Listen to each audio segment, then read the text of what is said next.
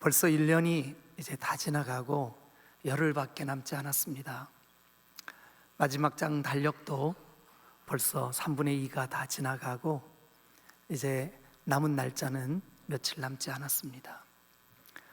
지난 2024년도 우리가 가만히 되돌아보면 우리의 마음을 안타깝게 했던 절망의 순간이 참 많이 있었던 것 같습니다.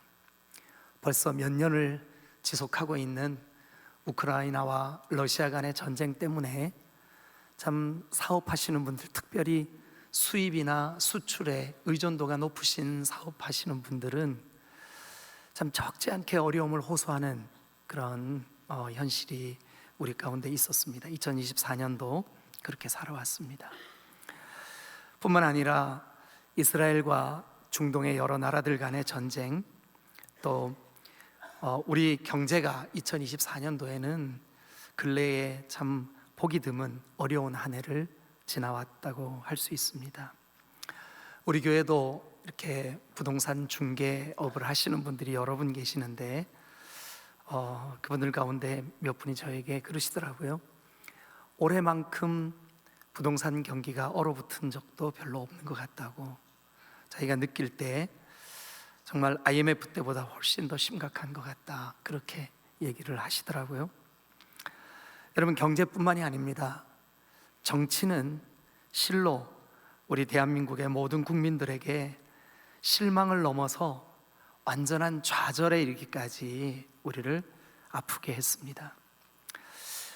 어쩌면 우리가 2024년을 마무리하고 정리해야 될 시점에 돌아보면 절망밖에 없다는 느낌이 들 때가 있습니다.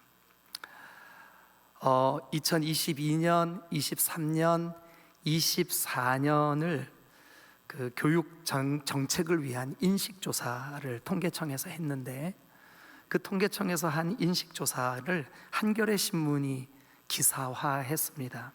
근데 그 기사에 우리나라에서 가장 신뢰받지 못하는 직업군으로 3년 연속 1위를, 아주 부동의 1위를 차지한 그룹이 바로 정치인들이었습니다. 백성들은 정치인들에게 더 이상 신뢰할 만한 소망을 갖지 못하는 그런 시대, 절망하는 시대, 절망하는 사람들과 절망하는 사회, 그 속에 우리가 살고 있다라고 해도 과언이 아닌 것 같습니다. 저는 이 말씀을 묵상하면서, 오늘 130편 이 말씀을 묵상하면서 제가 작년 이맘때, 그리고 재작년 이맘때, 그리고 3년 전, 4년 전, 5년 전 이맘때, 연말을 앞두고 희망의 노래를 부른 적이 있었나, 희망이 섞인 그런 그 강력한 메시지가 우리를 부풀게 만들었던 적이 있었을까? 설교 원고를 다 뒤져봤는데 해마다 이맘때 우리가 고백하는 것은 절망과 좌절이었습니다. 그래서 이렇게 결론을 맺었습니다. 절망하지 않은 때는 없었구나. 인간은 절망하는 존재인 것 같습니다. 오늘 1절을 보면 이 시가 절망의 시처럼 느껴집니다. 우리 1절을 한번 다 같이 한번 읽어보겠습니다. 130편 1절 다 같이 시작. 여호와여, 내가 깊은 곳에서 주께 부르짖었나이다. 여호와여, 내가 깊은 곳에서 주께 부르짖었나이다. 그런데 이 깊은 곳, 이것을 표준 세번역이라고 하는 대한성서 공회가 공동으로 번역한 표준 세번역으로 다시 한 번만 이 구절을 읽어보죠. 자, 시작. 주님, 내가 깊은 물속에서 주님을 불렀습니다. 깊은 물속, 여러분 한번 상상해 보세요. 깊은 물속, 거기에 내가 갇혀 있다. 완전 절망이죠. 여기 보면 1절에 끝에 뭐라고 돼 있냐 하면, 내가 깊은 곳에서 주께 부르짖었나이다. 이 부르짖었다, 우리가 함께 펴놓고 있는 이 개역 개정판 번역 성경인 우리 한글 성경에 부르짖었다라고 번역된 그 단어가 여러분 놀랄 준비하세요. 240번이나 기록되어 있어요. 별로 안 놀라시는군요. 우리가 들고 있는 이 성경에 정말 부르짖을 수밖에 없습니다 하고 부르짖었나이다 하는 그 말이 240번. 제가 그 중에 몇 군데만 한번 좀 소개를 해보겠습니다. 여러분들도 한번 자세히 관찰해 보세요. 제일 먼저 여러분, 우리 번역에 약간 좀 다르게 부르짖었나이다 라고 하는 말을 호소하였나이다, 호소한다 라는 말로 번역이 되어 있지만 동일한 단어입니다. 자, 창세기 4장입니다. 창세기 4장 10절 우리 같이 한번 읽어보시죠. 이것은 여호와께서 가인에게, 살인을 저지른 가인에게 이렇게 말씀하세요. 자, 다 같이 시작. 이르시되 네가 무엇을 하였느냐? 네 아우의 핏소리가 땅에서부터 내게 호소하느니라, 내게 부르짖느니라. 똑같은 단어예요, 원어로 보면. 여러분, 이 장면은 아벨의 피가 부르짖는데요. 뭐 때문에요? 자기를 살인한, 자기를 죽인 그 형 가인, 그의 살인 죄를 폭로하고자 하는 부르짖음이에요. 그 다음에 또 한 곳 여러분 같이 한번 살펴보죠. 창세기 18장 20절 말씀. 자, 다 같이 한번 읽어보겠습니다. 시작. 여호와께서 또 이르시되 소돔과 고모라에 대한 부르짖음이 크고 죄악이 심히 무거우니. 아까 창세기 4장에서는 뭐 때문에 부르짖었어요? 살인 때문에. 오늘 여기 18장 20절에서는 소돔과 고모라에 대한 부르짖음이, 그 소돔과 고모라 성에 대한 부르짖음이, 탄식 소리가 심히 크고 무겁대요. 그런데 이 소돔과 고모라에 무엇 때문에 사람들이 부르짖나요? 자, 이 문장을 그대로 우리가 한번 살펴보면 여호와께서 또 이르시되 소돔과 고모라에 대한 부르짖음이 크고 그 소돔과 고모라에 뭐가 심히 무거우니? 죄악이 심히 무거우니. 그러니까 창세기 18장의 부르짖음은, 그 부르짖음의 원인이 뭡니까? 죄예요. 죄 때문에. 자, 또 우리가 한번 출애굽기 2장 23절로 한번 가보겠습니다. 출애굽기 2장 23절 다 같이 한번 읽겠습니다. 시작. 여러 해 후에 애굽 왕은 죽었고 이스라엘 자손은 고된 노동으로 말미암아 탄식하며 부르짖으니. 자, 여기 보면 여러 해 후에 애굽 왕은 죽었고 요셉과 70명의 그의 가족이 애굽의 그 영웅들로, 애굽을 도운 분들로 추앙되고 존경받던 그 왕들은 다 죽었어요. 그리고 애굽의 우상, 애굽의 바로, 애굽의 모든 백성들이 이스라엘 백성들, 하나님의 백성들을 무겁게 짓눌러요. 그런데 이 말씀 그대로 읽으면 이스라엘 자손은 고된 노동으로 말미암아 탄식하며 부르짖으니. 부르짖어요. 뭐 때문에 부르짖어요? 그들의 고생 때문에 부르짖어요. 애굽의 우상, 바로의 압제, 절대 권력의 폭력 때문에 부르짖어요. 여러분, 240개 중에 제가 3가지만 여러분들에게 샘플로 소개를 드렸는데, 부르짖음의 원인이 다 뭐예요? 창세기 4장에서는 살인 때문에 부르짖어요. 창세기 18장에서는 그 도성의 죄 때문에 부르짖어요. 출애굽기 2장에서는 백성들을 압제하는 우상과 바로의 권력 때문에 부르짖어요. 자, 우리가 이 정도 살펴보면 인간이 시대마다 절망하는 이유가 이것 때문이구나. 우리 시편 130편 3절로 그 답을 한번 내려보도록 하겠습니다. 자, 3절 시작. 여호와여 주께서 죄악을 지켜보실진대 주여 누가 서리이까. 여호와여 주께서 죄악을 지켜보실진대, 우리가 범하는 모든 죄를 주님이 다 보시고 아실진대 누가 감히 주님 앞에 서리이까. 그러면 1절에 있는 그 부르짖음, 그 절망, 1절을 다시 한번 보실까요? 여호와여 내가 깊은 곳에서, 세 번역은 내가 깊은 물 속에서 주께 부르짖었나이다. 그러면 이 부르짖음의 공통된 원인이 뭐예요? 3절에 보니까 죄 때문에.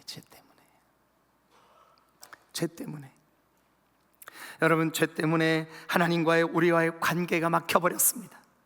죄 때문에 우리는 영원히 심판받아 영벌에 처해질 운명이 우리의 운명이었습니다. 죄 때문에 우리는 지옥 갑니다. 죄 때문에 우리는 하나님과의 막힌 담이 생겼습니다. 죄 때문에 우리는 절망합니다. 죄 때문에 우리는 탄식합니다. 죄 때문에 우리는 마치 깊은 물 속에 갇힌 것 같습니다. 죄 때문이라는 거예요. 여러분, 그런데 오늘 저는 이 말씀을 반복해서 읽으며 묵상하다가, 야, 이런 절망, 이런 죄의 값. 그런데 1절을 여러분 다시 한번 꼼꼼하게 우리 좀 살펴보죠. 1절. 자, 여기 보면 첫 번째 제목은 성전에 올라가는 노래.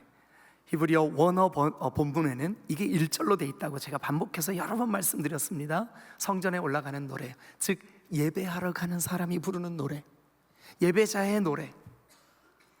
그리고 1절, 여호와여 내가 깊은 곳에서 부르짖나이다. 이거 절망스러워요.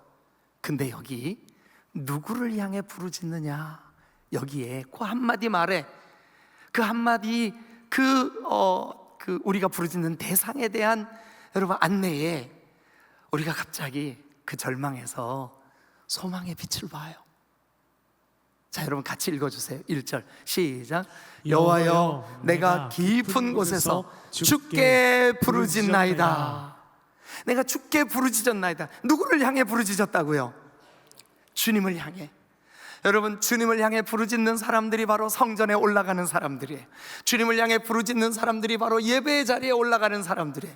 오늘 이 예배에 나오기 전에는 여러분들이 좌절하고 절망하고 2024년 다 지나갔는데 올해도 또 절망이구나 라고 탄식하며 올라왔다 할지라도, 그렇다 할지라도 여러분, 오늘 우리가 불러야 할 노래는 성전에 올라가는 노래, 예배자가 불러야 할 노래. 그런데 이 노래의 대상, 누구를 향해 우리가 부르짖느냐 하면 주께입니다. 주께 부르짖는 자에게는 소망이 있는 줄로 믿습니다. 주께 소망을 둔 사람은 주께 부르짖을 수 있습니다. 주께 부르짖는 자에게는 절망이, 여러분, 절망만으로 느껴지는 것이 아니라 그곳에서 소망을 우리에게 제시하실 줄로 믿습니다.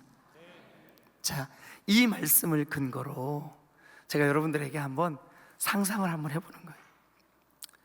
70년 동안 바벨론에 포로되었던 이스라엘 백성들이 진보다리를 꾸려서 자기 아들과 또 그 아들의 아들과 함께 이제 가자, 우리가 해방되었어, 성전으로 올라가자, 예배하러 가자. 여러분, 그때 그 아버지가 아들에게, 그 아버지가 손자에게, 우리가 비록 70년 동안 절망의 노래를 불렀지만 이제 우리에게 소망의 노래를 부를 때가 되었어. 네? 여러분, 마치 그 느낌이 제가 지금 설명드린 이런 느낌이에요.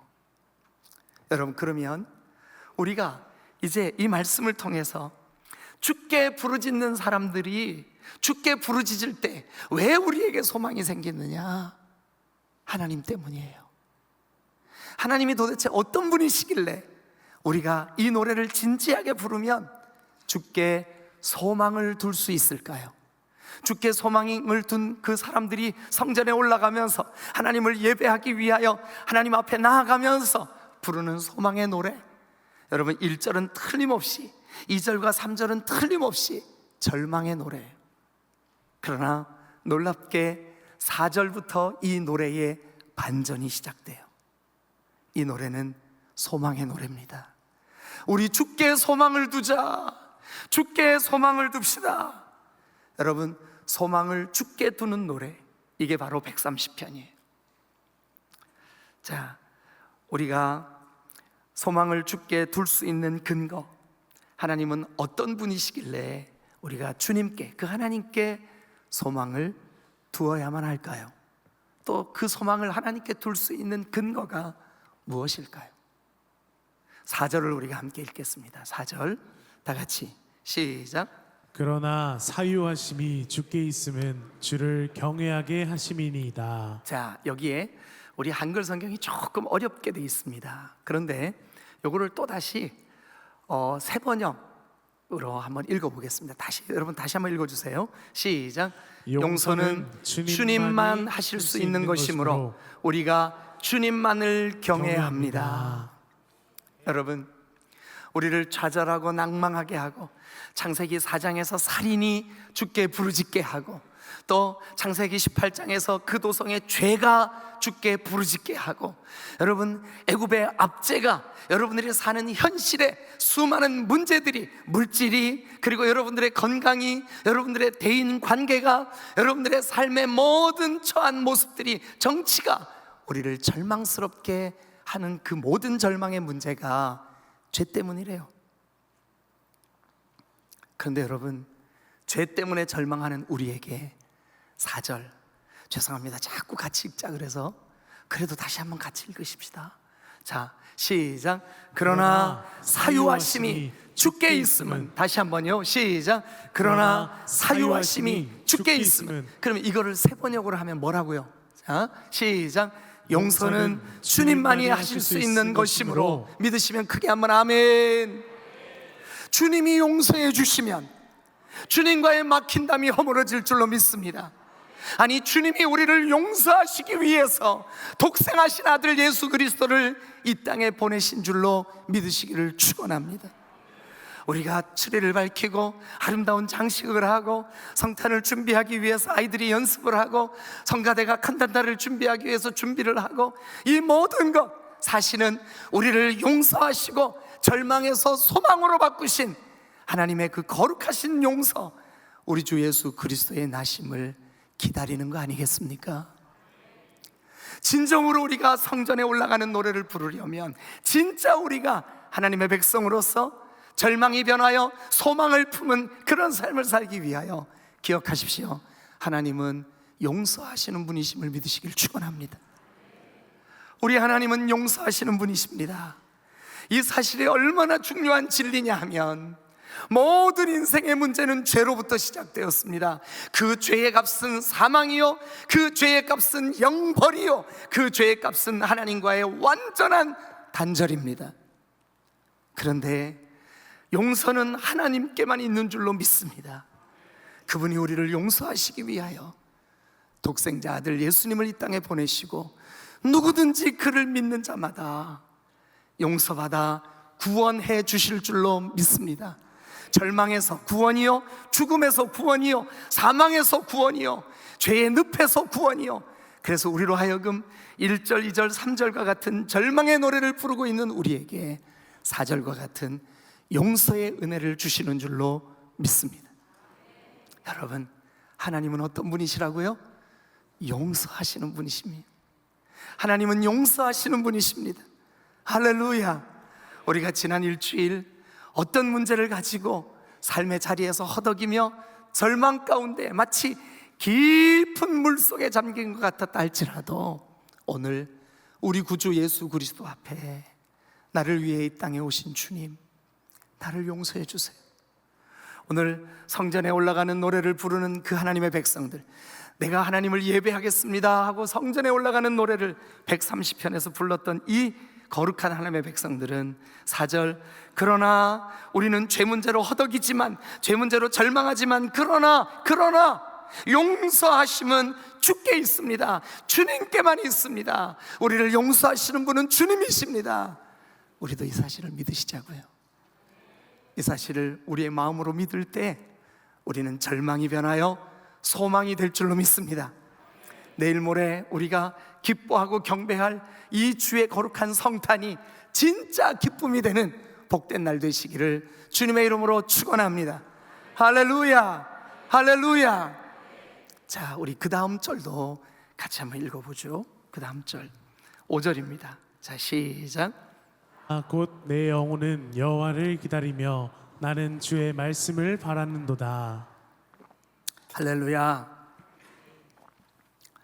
여기 보니까 나 곧 내 영혼은, 내 영혼은 누구예요?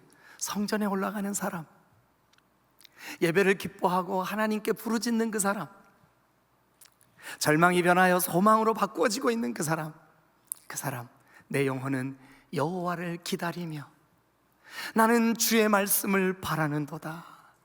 주님, 나는 오늘 이 예배 자리에서 하나님을 기다리며 주의 말씀을 내가 바라겠습니다. 바라보겠습니다. 고대하겠습니다. 제가 하남에서 10년 목회한 일이 있어요. 경기도 하남에서. 그런데 우리 교회 집사님들 가운데 한 3가정 정도가 그 경기도 하남에서 국도를 타고 남한산성을 지나서 이렇게 광주 쪽으로 내려오면 경기도 광주 오포라는 곳이 있어요.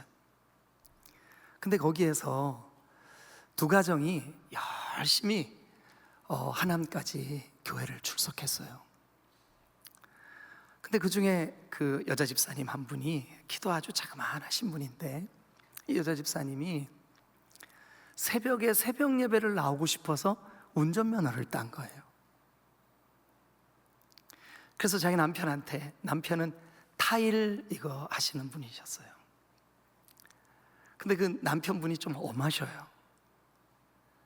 그런데 이 아내가, 여보, 내가 운전면허가 딴 지 얼마 안 돼서 아주 따끈따끈하지만 새벽에 내가 차를 한 번만 끌고 갔다 오게 해주셔요. 그 남편이 아무 생각 없이 그래 맘대로 해. 그런데 이분이 그 차를, 운전면허를 딴 지 2, 3일밖에 안 됐는데 그 따끈따끈한 운전면허를 품에 딱 넣고 운전을 해가지고 1시간 걸립니다. 1시간. 예? 근데 경기도 광주 그 오포에서 그 국도길로 남한산성을 지나서 이렇게 저희 교회가 있는 하남시 덕풍동까지 차를 몰고 왔어요. 오늘처럼 이렇게 추운 겨울날이었었어요. 그런데 제가 새벽 예배를 드리러 예배당에 올라오면서 제발 그 집사님 오늘은 교회 안 나오셔야 될 텐데, 지난밤에 눈이 왔는데 그 눈이 녹으면서 도로가 살짝 얼었어요. 근데 그 남한산성을 끼고 있는 그 국도길이 음지예요. 참 차갑습니다. 눈이 잘 안 풀려요. 위험한 길이에요. 그래서 제가 하나님, 그분 마음을 감동하셔서 제발 우리 교회 오늘 안 나오게 해주세요. 옆에 있는 교회 나가서 오늘 새벽 예배 드리고 오게 해주세요. 제가 기도까지 했어요. 그런데 예배 시간이 돼서 제가 강단에 딱 올라갔는데 거기 나와서 기도하고 계시는 거예요. 그래서 예배를 마치고 제가 그분 기도 끝날 때까지 기다렸다가 나가는 길에 집사님 오늘처럼 눈길이고 또 여름에 비 오고 그럴 때는 절대 교회까지 오려고 생각하지 마세요. 제발 저를 위해서라도 그 가까운 교회, 그 태전 장로교회 거기 나가세요. 거기 가서 말씀 듣고 은혜 받고 기도하세요. 그래도 우리 하나님 기뻐하실 거예요. 근데 이분이 저한테 이런 얘기를 하는 거예요. 목사님,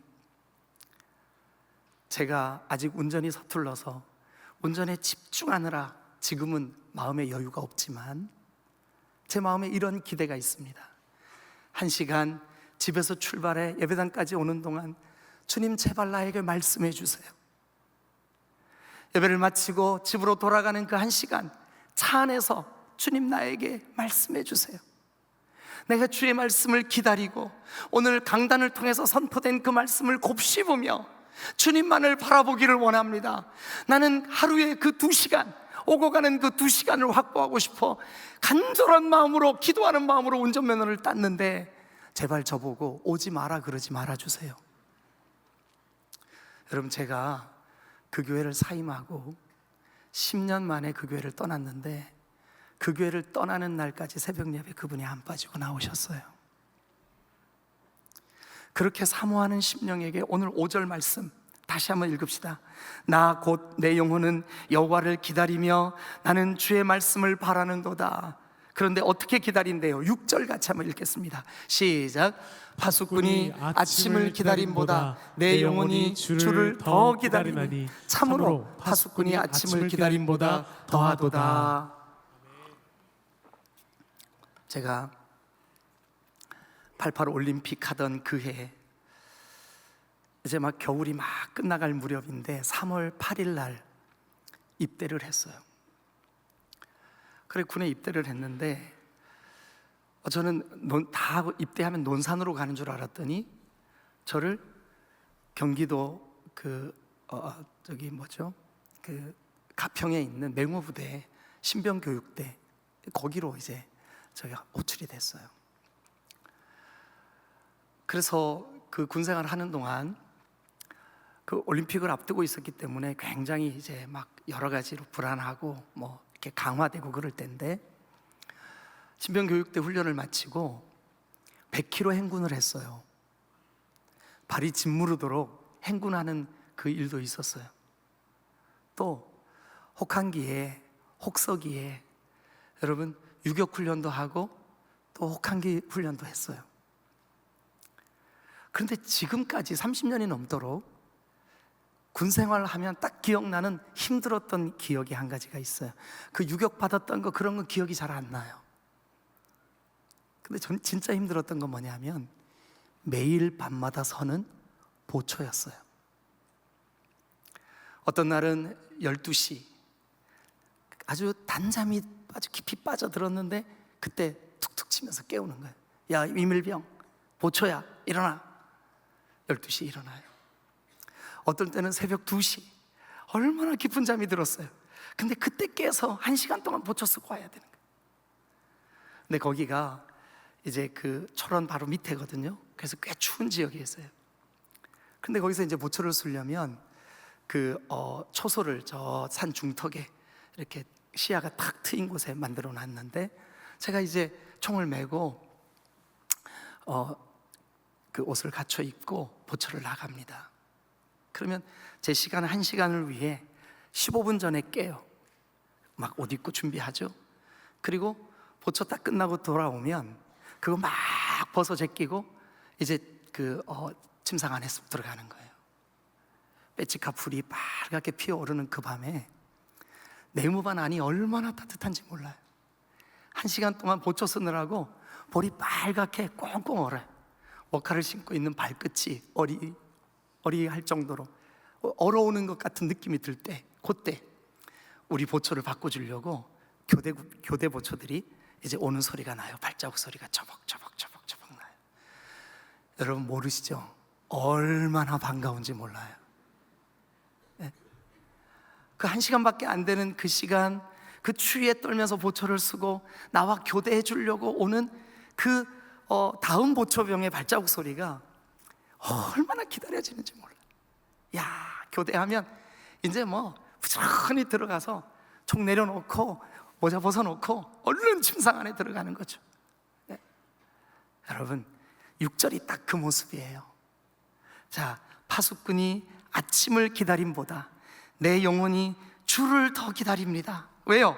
나 곧 내 영혼은 여호와를 기다리며, 5절입니다. 나는 주의 말씀을 바라는도다. 여러분 우리 하나님은 우리를 위하여 말씀해 주시는 분이시기 때문에 절망이 변하여 소망을 갖게 하시는 줄로 믿습니다. 말씀이 있는 사람은 소망이 생기는 거예요.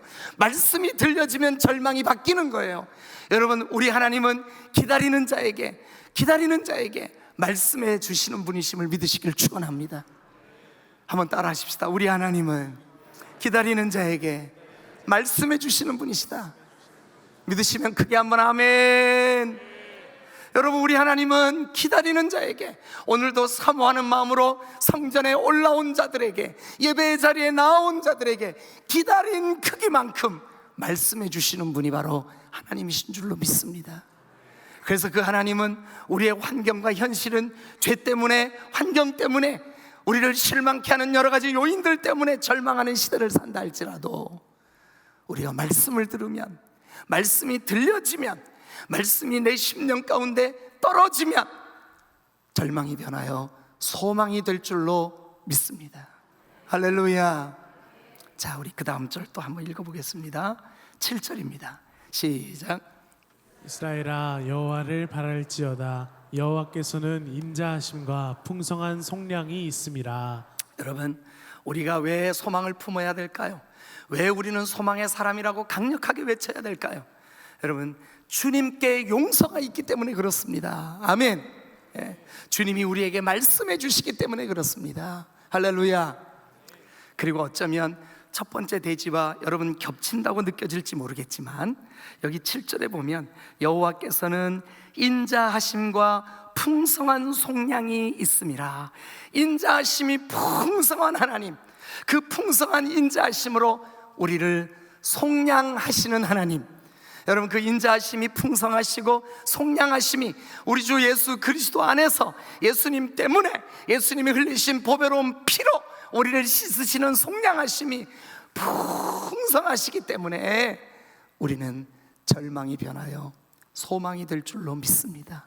절망의 노래를 바꾸어 소망의 노래를 할 수 있게 된 줄로 믿으시기를 축원합니다.